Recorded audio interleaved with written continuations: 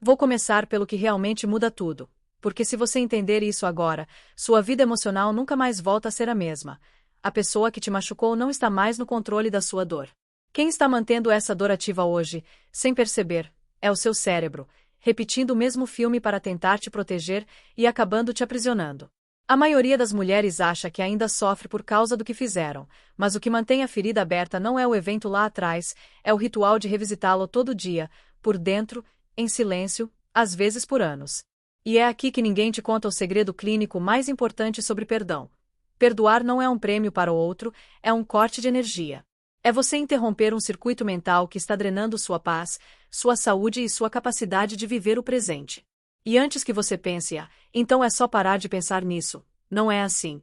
Se fosse fácil, você já teria feito. Tem coisa que acontece e fica registrada no corpo. Não fica só na memória, fica no estômago apertado, no peito pesado, no sono que não vem, na ansiedade que dispara do nada.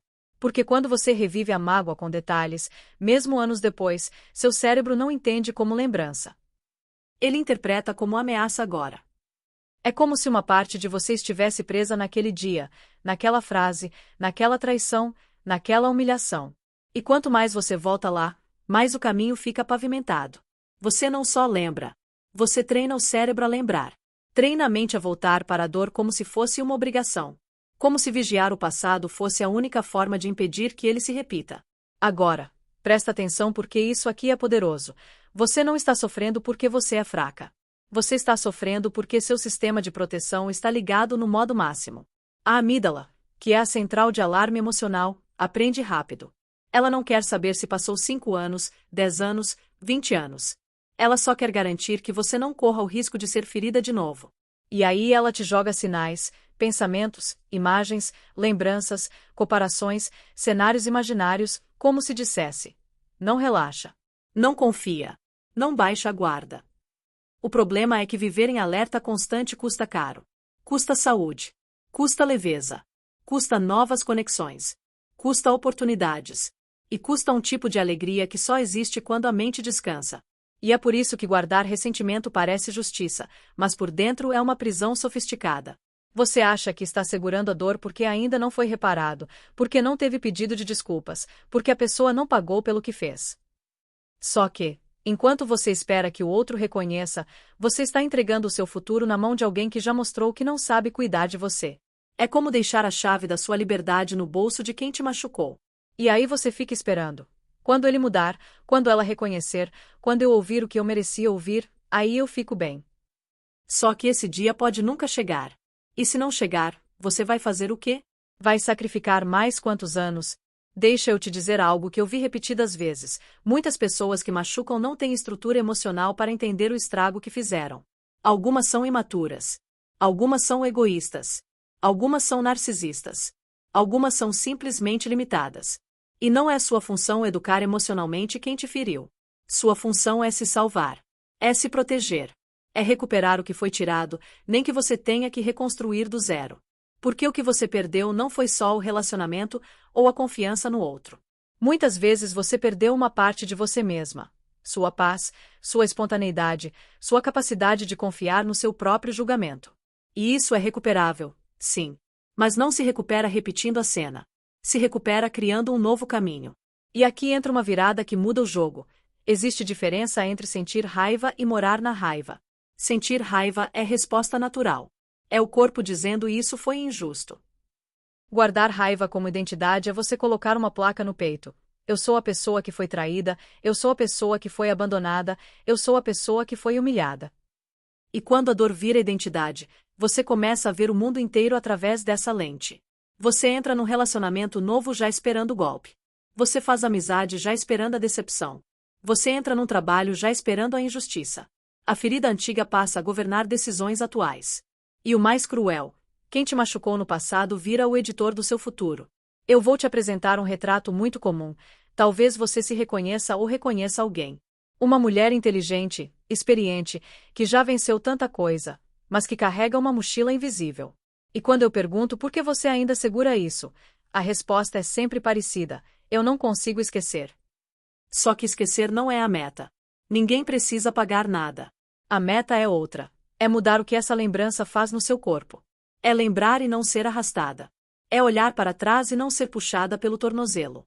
É transformar uma lembrança de faca em uma lembrança de cicatriz. A cicatriz conta a história, mas não sangra mais. E se você me perguntar como eu sei que estou curando, eu te respondo de um jeito simples: quando a pessoa que te machucou começa a perder importância dentro da sua mente. Quando você percebe que passou uma manhã inteira sem lembrar. Quando você dorme e não sonha com isso.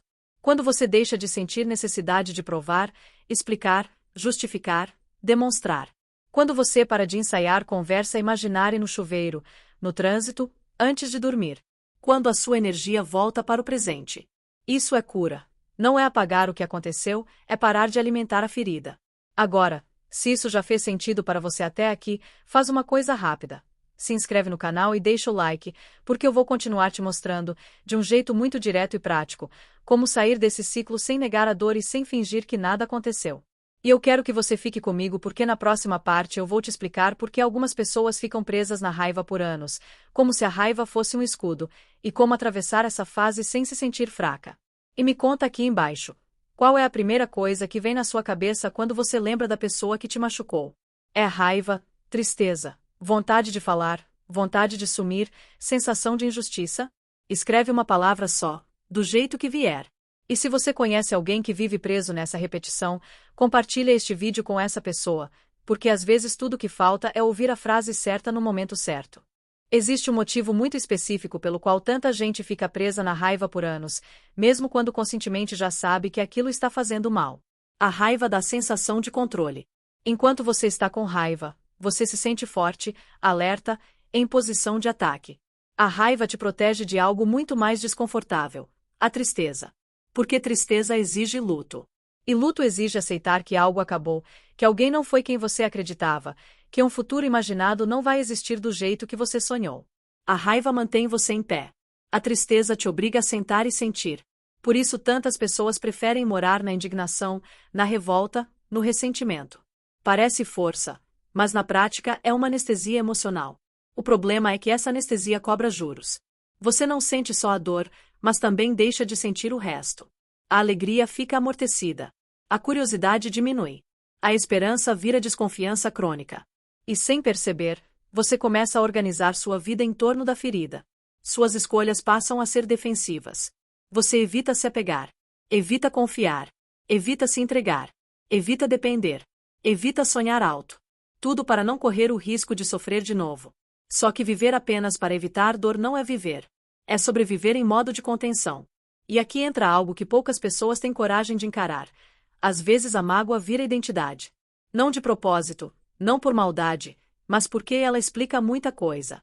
Eu não me relaciono porque fui traída. Eu não confio porque fui enganada. Eu não arrisco porque me machuquei. A ferida vira justificativa permanente. Enquanto ela existe, você não precisa se expor de novo. Não precisa tentar. Não precisa enfrentar a possibilidade de dar errado por outros motivos. Só que essa proteção também te impede de descobrir se agora poderia dar certo. Muita gente acredita que soltar a mágoa significa minimizar o que aconteceu. Não significa. Soltar não é dizer não foi nada. Soltar é dizer isso não manda mais em mim. É uma decisão interna de parar de dar ao passado poder de voto nas decisões do presente. E isso não acontece com pensamento positivo, acontece com processamento emocional. Com sentir o que ficou represado. Com permitir que a tristeza apareça sem vergonha, sem julgamento, sem pressa de se livrar dela. Tem pessoas que ficam presas na raiva porque, lá no fundo, têm medo do vazio que vem depois.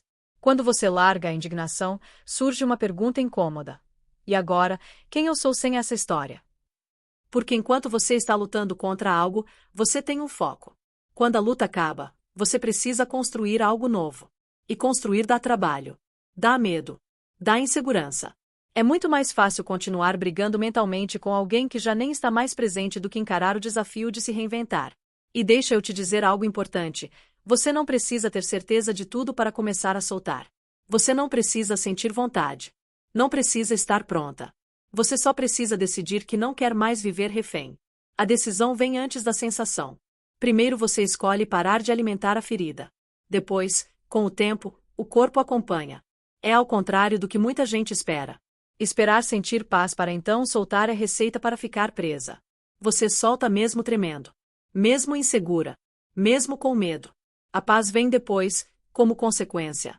Outro ponto fundamental: parar de ruminar não é reprimir. Reprimir é empurrar para debaixo do tapete e fingir que não existe. Parar de ruminar é interromper o hábito de reviver a mesma cena sem produzir nada novo. É quando você percebe que entrou naquele looping mental conhecido e conscientemente escolhe sair. Às vezes saindo fisicamente do ambiente. Às vezes mudando o foco. Às vezes respirando fundo e dizendo internamente: isso já aconteceu. Pensar nisso agora não me protege, só me machuca. No começo parece artificial. Depois vira automático. E se você está pensando, mas eu tenho o direito de estar com raiva? Sim, você tem. A questão não é o direito, é o custo. Até quando você quer pagar esse preço? Porque toda vez que você revive a dor, quem sofre é você. O corpo não diferencia lembrança de realidade. Ele reage. Hormônios do estresse sobem. O coração acelera. Os músculos tensionam. O sono piora. O sistema imunológico cai. Você literalmente adoece mantendo viva uma história que já terminou no mundo real, mas continua ativa dentro de você. Tem um exercício simples, mas muito revelador, que eu uso bastante. Pergunta para si mesma, com brutal honestidade, o que você ganha mantendo essa mágoa viva. Não o que você perde. O que você ganha. Proteção, justificativa, atenção, um senso de superioridade moral, conexão com alguém que já foi importante. Evitar novas decepções. Não se julga pela resposta. Só observa. Porque enquanto a mágoa estiver servindo a algum propósito, você não consegue largar. Quando você percebe que o custo é maior que o benefício, algo começa a mudar. E talvez a ficha mais difícil de cair seja essa. Enquanto você mantém a raiva ativa, você ainda está emocionalmente ligado à pessoa que te machucou. Ódio não é indiferença. Ódio é vínculo. É energia investida. É presença constante na mente. A verdadeira libertação começa quando essa pessoa deixa de ocupar espaço interno. Quando ela vira apenas um capítulo fechado. Não um inimigo ativo. Não um fantasma recorrente. Só uma parte da história que não define mais quem você é. Se isso está mexendo com você, não passa por isso sozinha. Escreve aqui nos comentários o que mais te prende hoje. É a raiva, a tristeza, a sensação de injustiça ou o medo de se abrir de novo. Ler e escrever ajuda a organizar o que está confuso por dentro. E aproveita para curtir o vídeo, porque isso faz esse conteúdo chegar a outras pessoas que estão exatamente nesse ponto e nem sabem por onde começar. Existe um momento no processo de cura em que a pergunta deixa de ser por que isso aconteceu comigo, e passa a ser o que eu faço com isso agora. Esse momento é decisivo, porque é onde você começa a sair da posição de vítima do passado e entra na posição de autora do presente. E é aqui que muita gente se perde, porque acredita que, para seguir em frente, precisa amar, perdoar plenamente, desejar o bem, sentir algo bonito por quem machucou. Não precisa. O que você precisa é aprender a não se machucar de novo com a mesma pessoa, mesmo que ela ainda exista na sua vida. Nem todo rompimento é total. Às vezes a pessoa que te feriu é alguém com quem você trabalha, alguém da família, alguém com quem você tem filhos, alguém que aparece em eventos, reuniões, datas importantes. E muita gente sofre porque acha que só existem duas opções: ou corta completamente, ou engole tudo calada. Só que existe um terceiro caminho, muito mais saudável, chamado neutralidade emocional. Neutralidade não é afeto, não é amizade, não é intimidade. É funcionalidade. É você conseguir coexistir sem reabrir ferida. Neutralidade emocional começa com uma decisão silenciosa. Essa pessoa não terá mais acesso à minha parte sensível. Ela não precisa saber da minha vida, das minhas dores, dos meus planos, das minhas vulnerabilidades. Educação básica, sim. Intimidade, não. E essa distinção muda tudo. Porque quando você para de se expor esperando que o outro haja diferente, você para de se frustrar. Você começa a tratar a pessoa como ela realmente é, não como você gostaria que ela fosse. Um erro muito comum é continuar esperando reconhecimento, validação ou arrependimento. A pessoa já mostrou quem é. Esperar que ela se transforme emocionalmente para te dar fechamento é continuar entregando poder. Fechamento não vem do outro. Fechamento é interno. É quando você entende que não vai receber aquilo que esperava e decide parar de pedir. Isso dói, mas liberta. E aqui entra algo essencial. Limite não é punição, é proteção. Quando você estabelece limites claros, você não está sendo dura, rancorosa ou amarga. Você está sendo responsável por si. Limite é dizer, mesmo que só para si mesma. Até aqui você pode ir. E se a pessoa ultrapassa, você se retira. Não discute, não explica demais, não se justifica. A ação fala mais do que qualquer discurso. Você ensina como quer ser tratada pelo que você tolera e pelo que você não tolera. Muitas mulheres foram ensinadas que colocar limites é ser fria, egoísta ou mal educada. Então engolem desconfortos pequenos até explodirem em reações grandes. E aí saem como exageradas, desequilibradas, difíceis. Quando, na verdade, estavam apenas acumulando. É muito mais saudável colocar limite no primeiro desrespeito do que tentar ser compreensiva eternamente e adoecer por dentro. E deixa eu ser muito clara aqui: tratar bem quem te machucou não significa permitir proximidade. Significa manter seu próprio padrão de comportamento. Você não precisa se rebaixar ao nível de quem te feriu. Não precisa devolver na mesma moeda. Não precisa provar nada. Você trata com educação porque isso diz quem você é, não porque a pessoa merece. E isso preserva algo muito importante: sua dignidade interna. Você sai das situações sabendo que não se traiu para reagir. Existe um alívio enorme quando você percebe que não precisa mais convencer ninguém de nada. Não precisa explicar sua dor. Não precisa ser entendida por quem não tem capacidade emocional para entender. Você simplesmente segue. E esse seguir não é fuga. É escolha consciente de não se colocar mais em ambientes emocionais que te machucam. Outro ponto importante: você pode perdoar sem reconciliar. Perdoar é um processo interno. É você decidir parar de carregar o peso. Reconciliar é reabrir relação. São coisas completamente diferentes. E, em muitos casos, reconciliar não é saudável nem seguro. Você pode perdoar alguém e ainda assim manter distância. Pode desejar paz para si mesma sem permitir que a pessoa volte a ter acesso à sua vida. Muita gente se confunde e acha que, se não consegue perdoar plenamente, então está falhando. Não está. Tem situações em que o perdão completo leva tempo. Em algumas, talvez nunca venha. E tudo bem. O objetivo não é se tornar espiritualmente evoluída. O objetivo é não viver mais envenenada. Indiferença já é uma vitória enorme. Quando você chega no ponto em que a pessoa não provoca mais reação intensa, você avançou muito. E aqui vem uma verdade desconfortável. Enquanto você ainda sente ódio intenso, você ainda está emocionalmente conectada. Ódio é energia. Indiferença é liberdade. Quando você percebe que não tem mais vontade de falar, de provar, de cobrar, de confrontar, é sinal de que o vínculo emocional foi desfeito. A pessoa vira só uma lembrança sem carga. Esse estágio não chega por negação. Chega por processamento. Por sentir tudo o que precisa ser sentido, inclusive a tristeza que vem depois da raiva. A tristeza pela ilusão perdida, pelo tempo investido, pela versão da vida que não aconteceu. Essa tristeza precisa ser vivida para que a aceitação chegue. Pular essa etapa é ficar preso. Se você está convivendo hoje com alguém que te machucou, se pergunta: que tipo de acesso essa pessoa tem à minha vida? Ela sabe demais? Ela entra demais? Ela influencia demais? Às vezes a cura começa não com confronto, mas com redução de exposição. Menos contato. Menos conversa. Menos envolvimento. Mais espaço para você se reconstruir. E se você está longe fisicamente de quem te feriu, mas ainda sente que essa pessoa mora na sua cabeça, o trabalho é interno. É aprender a despejar mentalmente. Parar de dar palco. Parar de alimentar. Sempre que a lembrança vier, você pode escolher não entrar no diálogo interno. Pensamento vem, você observa e deixa passar. No começo parece impossível. Depois fica mais fácil. Até que um dia você percebe que passou horas sem lembrar. E quando lembra, não dói como antes. Se esse trecho te fez pensar em alguém ou em alguma situação específica, escreve aqui embaixo: essa pessoa ainda faz parte da sua vida ou só da sua mente? Reconhecer isso já muda muita coisa. E aproveita para curtir e compartilhar esse vídeo, porque tem muita gente convivendo com dor desnecessária por não saber que neutralidade emocional é uma opção real. Existe um ponto delicado nesse caminho que quase ninguém gosta de encarar, porque ele mexe com algo muito profundo. A mágoa pode virar identidade. Não de forma consciente, não como escolha racional, mas como um lugar psicológico onde a pessoa passa a morar. A dor começa como reação legítima a algo real, mas com o tempo ela vira uma narrativa fixa sobre quem você é. Eu sou a mulher que foi traída. Eu sou a filha que foi abandonada. Eu sou a pessoa que sempre se decepciona. E quando isso acontece, a história deixa de ser algo que aconteceu com você e passa a ser algo que define você. O problema dessa identidade baseada na ferida é que ela organiza toda a sua vida. Suas escolhas, seus medos, suas relações, suas expectativas. Você começa a filtrar o mundo inteiro por essa lente.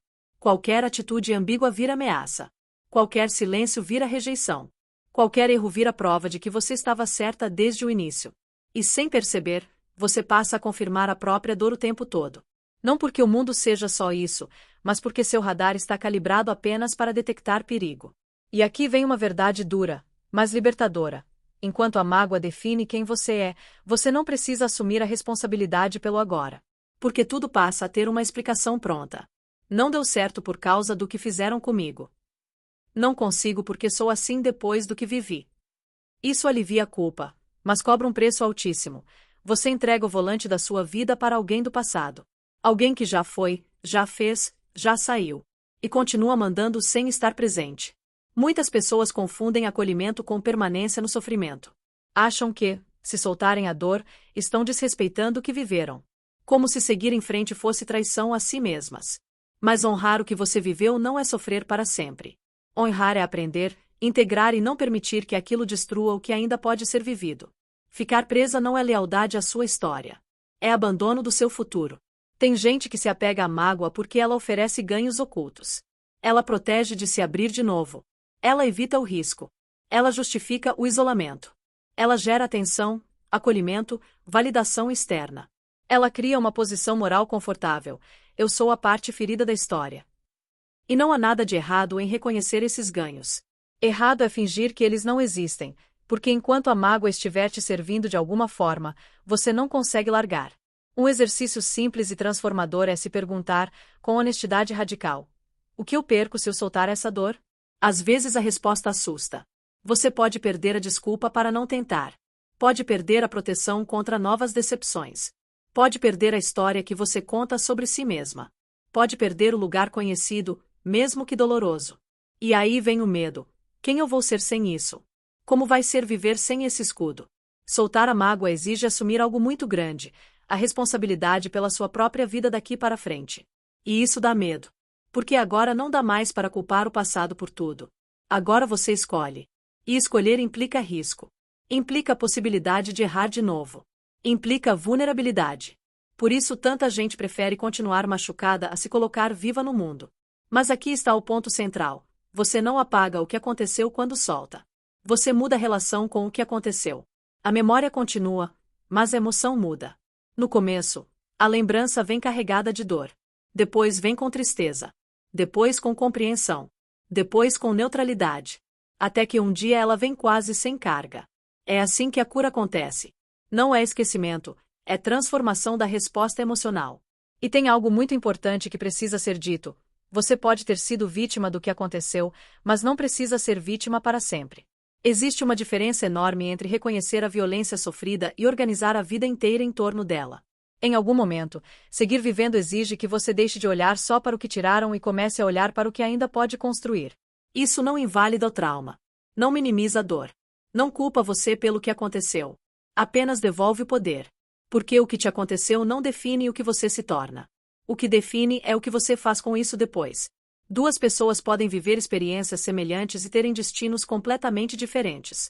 A diferença não está no evento, está na forma como cada uma escolhe lidar com ele ao longo do tempo.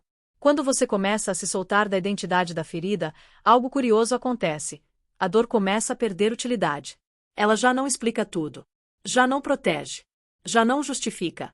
E aí ela começa a ir embora, porque não é mais necessária. O corpo entende que não precisa mais segurar. A mente começa a abrir espaço para outras narrativas: crescimento, maturidade, aprendizado, força, reconstrução. E isso não acontece de uma vez. Não é um clique mágico. É um processo feito de pequenas escolhas diárias. Escolher não entrar na ruminação. Escolher não contar a mesma história sempre do mesmo jeito. Escolher não se definir pelo pior capítulo. Escolher fazer algo por você, mesmo sem vontade. Escolher não se punir por ainda sentir dor às vezes. Escolher continuar. Se essa parte tocou em algo sensível aí dentro, escreve aqui nos comentários qual frase mais te incomodou ou mais te fez pensar. Às vezes o desconforto mostra exatamente onde está o ponto de virada. E se esse conteúdo está te ajudando, Compartilha com alguém que vive se definindo por uma dor antiga. Pode ser o empurrão que faltava. Chega um momento em que você percebe algo silencioso, mas poderoso. A dor já não manda mais. Ela pode até aparecer de vez em quando, como uma lembrança distante, mas não dita suas decisões, não rouba seu sono, não sequestra sua energia. Esse é o ponto em que a libertação começa a se consolidar. Não é quando você esquece, é quando você retoma o comando. Quando você entende que o passado pode informar, mas não governar. Que ele pode ensinar, mas não aprisionar. Libertar-se de quem te machucou não é um gesto dramático, nem um ato grandioso. É um conjunto de decisões pequenas e consistentes. É parar de visitar mentalmente a ferida como quem visita um túmulo.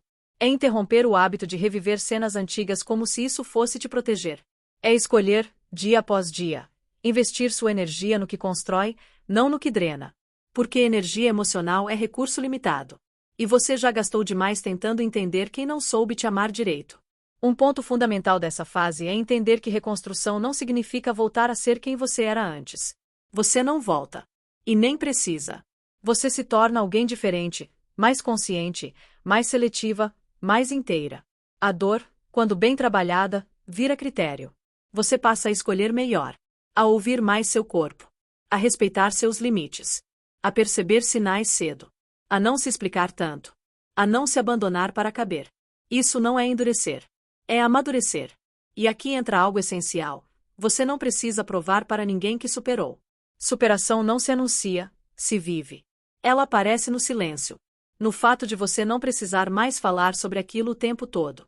No fato de você não sentir vontade de confrontar. No fato de você não precisar mostrar que está bem. Quando a ferida cicatriza de verdade, o passado perde o apelo emocional. Ele vira apenas contexto. Outro erro comum é achar que curar é nunca mais sentir nada. Não é. Curar é sentir sem se perder. É ter dias bons e dias difíceis sem transformar isso em prova de fracasso. Cura não é linha reta. Tem avanço, tem recaída, tem lembrança inesperada. E tudo isso faz parte. O que muda é que você não entra mais em desespero quando a emoção aparece. Você reconhece, acolhe e deixa passar. Você não luta contra o sentimento nem se identifica com ele. Você sente e segue. E tem algo que quase ninguém fala, mas faz toda a diferença: autocompaixão. A forma como você fala consigo mesma durante esse processo define a velocidade da cura. Se você se ataca por ainda sentir dor, você prolonga o sofrimento. Se você se trata com a mesma gentileza que trataria alguém que ama, você se fortalece. Não é se fazer de vítima.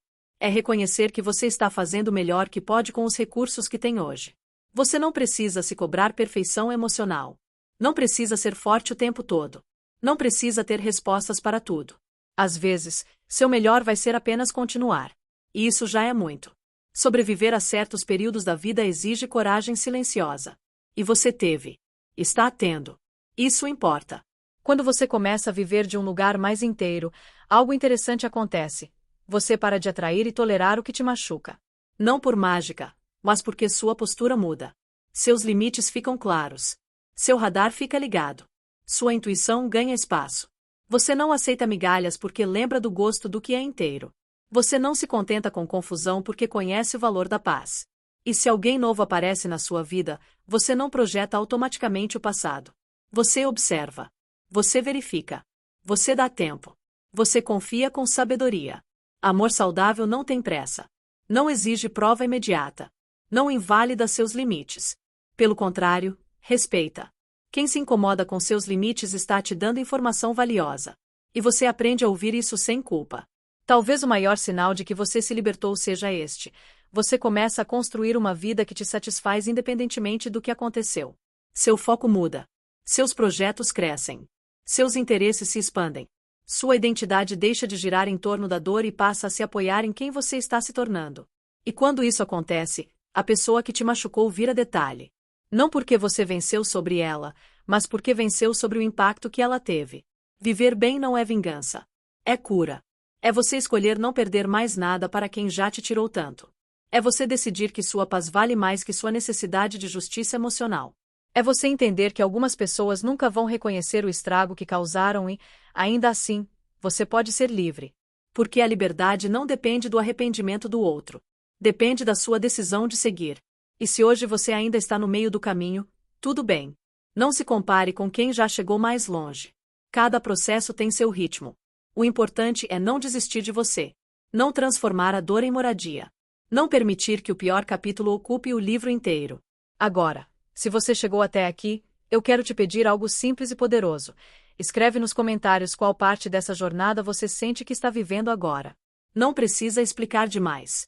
Só reconhecer. Isso ajuda você a se comprometer consigo mesma. E se você percebeu que esse conteúdo te ajudou, verifica se você está inscrita no canal, porque muita gente acompanha, mas ainda não se inscreveu. Se inscreve, ativa as notificações e compartilha esse vídeo com alguém que ainda está presa em uma dor antiga. Às vezes, uma palavra certa no momento certo muda tudo. E lembra, você não é o que te aconteceu. Você é o que você escolhe fazer depois. E essa escolha começa agora.